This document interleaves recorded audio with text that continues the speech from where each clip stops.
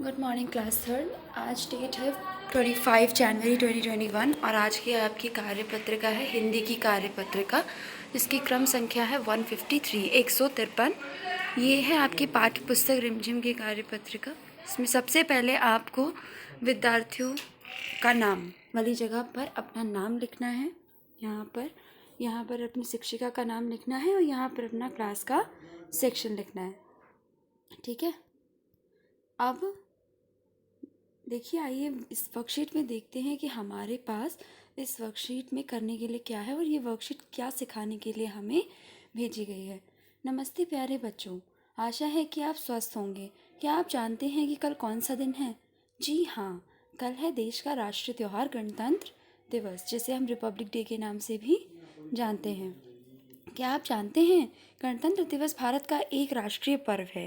राष्ट्रीय पर्व मतलब जो पूरे राष्ट्र में मनाया जाता है, जो प्रतिवर्ष 26 जनवरी को दिन मनाया जाता है। 26 जनवरी की तारीख को ही हर वर्ष ये गणतंत्र दिवस मनाया जाता है। सन 1950 में इसी दिन 26 जनवरी के दिन ही हमारे देश में हमारा संविधान लागू किया गया था। संविधान जो हमारा कॉन्स्टिट्यूशन है, जिसमें हमारे देश को किस तरीके से चलाना है, क्या हमारे पास अधिकार हैं, क्या हमारे देश के देश के जो हमारी गवर्नमेंट है, जो हमारी सरकार है, जो हमारा डेमोक्रेसी है, लोकतंत्र है, उसके का मूल्य भाव हैं, वो इस संविधान में लिखे हुए हैं। इसका निर्माण डॉक्टर भीमराव अंबेडकर जी की अध्यक्षता में किया गया था। वैसे तो इसमें बहुत सारे लोग जुड़े हुए थे, पर जो father of constitution, father of संविधान कहा जाता है, वो डॉक्टर भीमराव अंबेडकर को कहा जाता है, क्योंकि इनका सबसे बड़ा योगदान था। इनकी ही अध्यक्षा, इनकी ही लीडरशिप के अंदर ये पूरा कार्य किया गया था। ये पर्व पूरे देश में हर्षोल्लास के साथ मनाया जाता है। राजधानी दिल्ली में इंडिया गेट पर माननीय राष्ट्रपति के द्वारा ध्वजारोहण किया जाता है। माननीय राष्ट्रपति जो हमारे हैं, जो इस बार हमारे रामनाथ कोविंद जी हैं, वो क्या करते हैं, वो इंडिया गेट पर हमारे ध्वज का, जो हमारा तिरंगा ध्वज है, उसका आरोहण करते हैं, उसको फहराते हैं। सैन्य टुकड़ियों की परेड और भव्य झांकियाँ एक अलग ही समा बांध देती हैं। आप सभी कल अपने परिवार के सदस्यों के साथ टेलीविज़न पर गणतंत्र दिवस की परेड को ज़रूर देखिएगा। बच्चों, क्या आप जानते हैं कि जब हम कुछ बोलते हैं या पढ़ते हैं तो बीच में कुछ समय के लिए रुकते हैं। लिखते समय भी इस थोड़े समय के ठहराव को दर्शाने के लिए विराम चिन्हों का प्रयोग किया जाता है। जब हम बोलते हैं तो हम सारी चीज़ें लगातार तो बोल नहीं देते, बीच में कहीं रुकते हैं, कहीं पे देर तक रुकते हैं, कहीं कम समय तक रुकते हैं। ये होता है, ये हमारे शब्दों और वाक्यों के बीच में जो स्पेस है, जो जगह है, उसको बताने के लिए कि इतनी बात अलग है और इतनी बात अलग है, या इतनी बात ज़्यादा महत्वपूर्ण है, ये अपने आप में पूरी है, और दूसरी बात अपने आप में महत्वपूर्ण है, ये अपने आप में पूरी है। ठीक है, तो अब लिखते समय हम इन गैपों को कैसे दर्शाएंगे? ये जो बीच में ठहराव होता है, रुकना होता है, जो जगह होती है, इसको हम लिखते समय क्या डैश डालेंगे, क्या करेंगे? तो हम इसीलिए कुछ चिन्हों का इस्तेमाल करते हैं, जिन्हें हम विराम चिन्ह के नाम से जानते हैं। ठहराव को दर्शाने के लिए विराम चिन्हों का प्रयोग किया जाता है। अगर हम विराम चिन्ह का उचित प्रयोग ना करें तो अर्थ में परिवर्तन हो सकता है। अब हम विराम चिन्हों का सही प्रयोग अगर नहीं कर पाते हैं तो जो हमारे सेंटेंस का, जो हमारे वाक्य का अर्थ है, वो पूरी तरीके से बदल सकता है। उदाहरण के लिए इन दोनों वाक्यों को पढ़िए। पढ़ो मत लिखो, मतलब पढ़ो मत लिखो, पढ़ो उसके बाद रुकना है, पढ़ो मत लिखो मतलब पढ़ना है, मत लिखो, लिखो मत। ठीक है, अब दूसरा सेम वर्ड्स हैं, सेम सेंटेंस है, बस कॉमा हमने थोड़ा मत की आगे लगा दिया।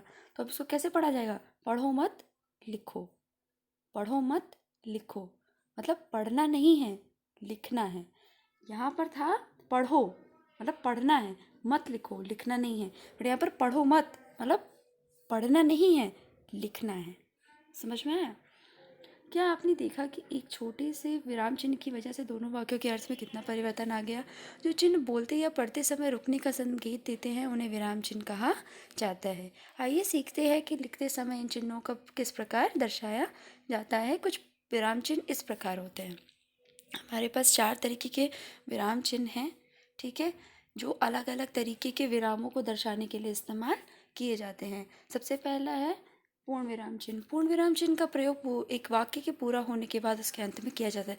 जब आपका कोई वाक्य पूरा हो गया है तो आप क्या करेंगे, उसके अंत में पूर्ण विराम चिन्ह को लगा देंगे, जो ये दर्शाएगा कि ये जो वाक्य है अपने आप में पूर्ण है, पर और इसकी अपनी ही महत्वपूर्णता है। जैसे सांप रेंगता हुआ झाड़ी में चला गया, पूर्ण विराम।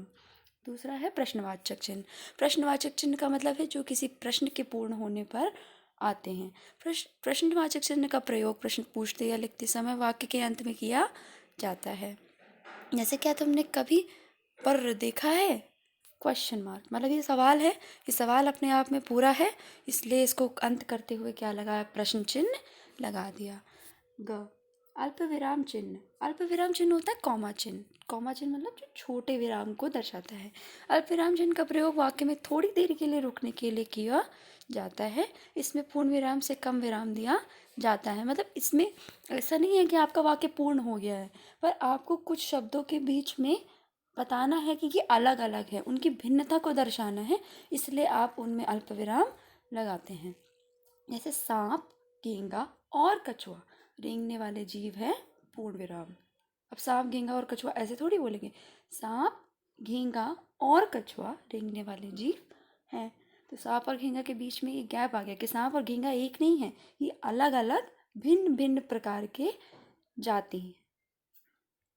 विस्मयादि बोधक चिन्ह होते हैं एक्सक्लेमेशन मार्क। इनका प्रयोग किसी आश्चर्य, खुशी, घृणा आदि भाव को प्रकट करने के लिए किया जाता है। जैसे कभी आप बहुत ही ज़्यादा डर जाएं, जैसे यहाँ पे एग्जाम्पल है, जैसे नानी चीख उठी, सांप, जैसे हम बोलते हैं अरे वाह क्या बात है।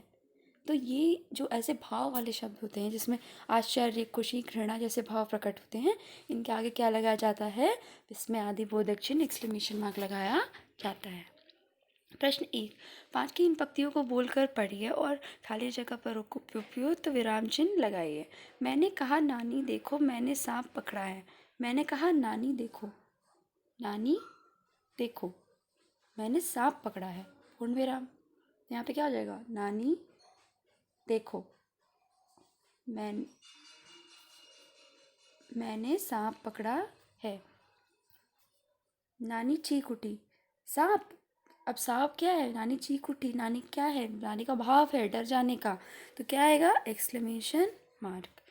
वह इतना घबरा गई कि लगी जोर जोर से चीखने पुकारने। ठीक है, तो इस तरीके से आप पूरी स्टोरी में, पूरी पंक्तियों में जहाँ जहाँ पर डैश का चिन्ह लगा है वहाँ वहाँ पर अपने अनुसार सही विराम चिन्हों का प्रयोग करके इस पूरे पंक्ति को पूर्ण करेंगे ताकि इसका मतलब सही से समझा जा सके। ठीक है। प्रश्न 2, 5 में हमने देखा कि बच्चे की सांप के काटने पर डॉक्टर वैद्य के पास नहीं अभी तो झाड़ फूंक लगवाने वाले आदमी के पास ले जाया गया। आपको क्या लगता है हम बीमार होने पर, चोट लगने पर कहाँ जाना चाहिए? पाठ में हमने देखा कि बच्चे को सांप काटने पर डॉक्टर और वैद्य के पास ले जाते हैं, वैद्य के पास नहीं ले जाते हैं, कहाँ ले जाते हैं, झाड़ फूंक वाले के पास जाते हैं कि झाड़ा लगेगा तो इसका जहर उतर जाएगा। बट आपको क्या लगता है, क्या हमें ऐसा करना चाहिए कि किसी बीमार आदमी को डॉक्टर के पास ना ले जा करके उसकी चोट पे झाड़ा लगवाना चाहिए? आप अपने विचार इस आंसर में लिख देंगे। प्रश्न 3, किसी भी रेंगने वाले जीव का एक मुखौटा बनाइए और उसे पहनकर घर के सदस्यों को दिखाइए। आपको क्या करना है, आप एक A4 साइज शीट लेंगे, ठीक है, उसमें किसी भी रेंगने वाले जानवर का मुखौटा बनाएंगे बड़ा सा, ठीक है, ताकि आपके मुंह में पूरा फिट हो जाए, आंखों की जगह भी दिखनी चाहिए उसमें, और वो मुखौटा बनाकर उसकी फ़ोटो भी अपने काम के साथ अपने ग्रुप पर भेजेंगे। एक फ़ोटो मुखौटे की होनी चाहिए, सिर्फ कहीं भी रख दीजिएगा, टेबल के ऊपर कहीं भी रख के खींच लीजिएगा फ़ोटो, और एक होनी चाहिए आप उसे पहन कर अपनी फ़ोटो भेजें। ठीक है, तो ये आपका आज का काम है। ये काम पूरा करके आप मुझे शाम तक अपने ग्रुप पर भेज दीजिएगा।